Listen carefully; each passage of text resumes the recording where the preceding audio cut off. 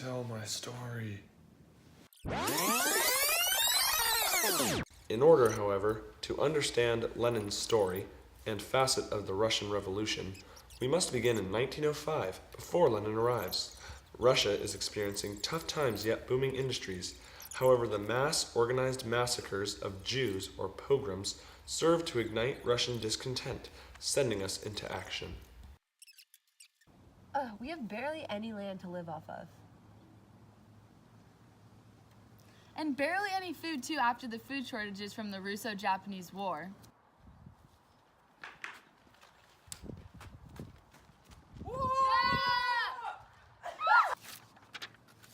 Let's set up our grievances and take them to the Tsar. Yeah!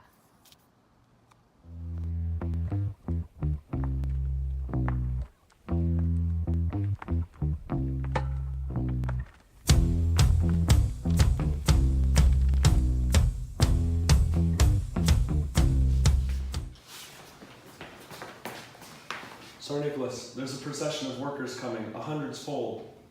Use whatever means necessary to stop them. Yes, sir. Halt! I'm only going to say this once. But the workers continued forward, and the soldiers opened fire, and this massacre later came to be known as Bloody Sunday.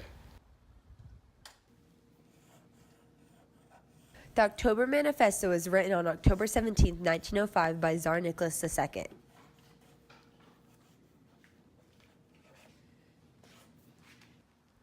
Look, guys! Tsar Nicholas just passed the October Manifesto. What will that do for us? It grants us civil liberties and establishes the Duma. Now people like us will have a voice in government. Yeah! Hey! Following Peter Stolypin's death, Nicholas II revoked the October Manifesto and returned to Tsarist rule.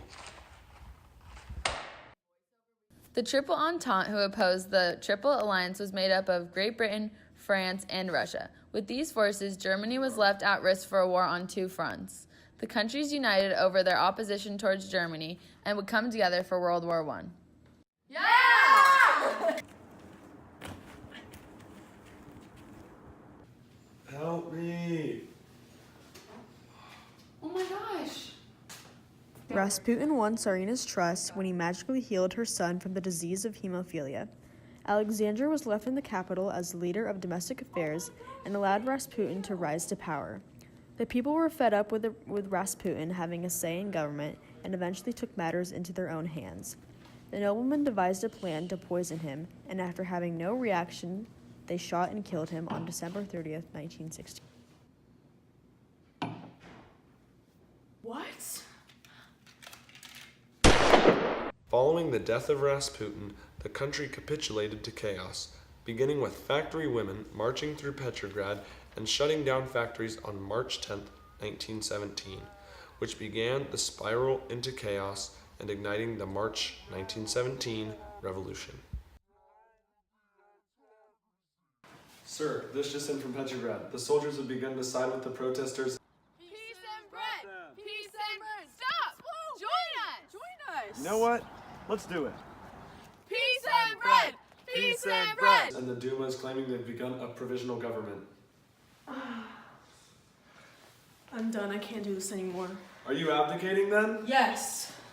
Now that we have finally established a provisional government, we will push forward this liberal agenda. We will have civil equality, universal suffrage, and an 8-hour workday. All in favor, say aye. Aye! But the provisional government immediately faced opposition, and Lenin now enters the story. Oh, with this great war having broken out, the perfect time is now for the Bolsheviks to seize the Russian government. When Lenin pushed the Bolsheviks to prominence, they obtained 3 slogans. Peace, land, and bread! Control and production. All power to the Soviets! The Petrograd Soviet then put out Army Order No. 1, causing the virtual collapse of the army as masses of peasants left the army and returned home. After being falsely accused of attempting to overthrow the provisional government, Lenin was forced to flee to Finland. However, many of his Bolsheviks were captured. However, they were later freed by Alexander Kerensky. Leon Trotsky, being the revolutionary chairman of the Soviets, let Lenin take over in name of the Soviets. The Soviet and Bolsheviks took control of the Petrograd. They became the Council of People's Commissars. After teaming together on November 6th, Trotsky and Lenin were able to overthrow the provisional government with minimal bloodshed. On March 3, 1918, Lenin signed the Treaty of Brest-Litovsk, confirming the end to Russia's participation in World War I. After signing this treaty, Russia then withdrew from World War I, having suffered extreme weapons shortages and casualties, and being unable to keep funding the war. But soon after, Russia fell into civil war between the Red Bolsheviks and the White anti-Bolsheviks. The Reds succeeded in defeating the Whites, but not after intense fighting and losses. Next, Lenin pushed new policies. Friends, countrymen, Russians, we push forward under a single-minded purpose of a new socialist order, instituting war communism to nationalize our industries under the Bolshevik control and return power to the hands of the Russians. As part of war communism, Lenin also established the Cheka, the new Russian secret police who worked to remove opponents of the new Bolshevik regime. Lenin finally saved Russia once again from chaos by establishing the new economic policy, which allowed for more privatization of business and established a new capitalist system. Now we have reached full circle, as Lenin dies of a stroke and brings an end to the Russian Revolution.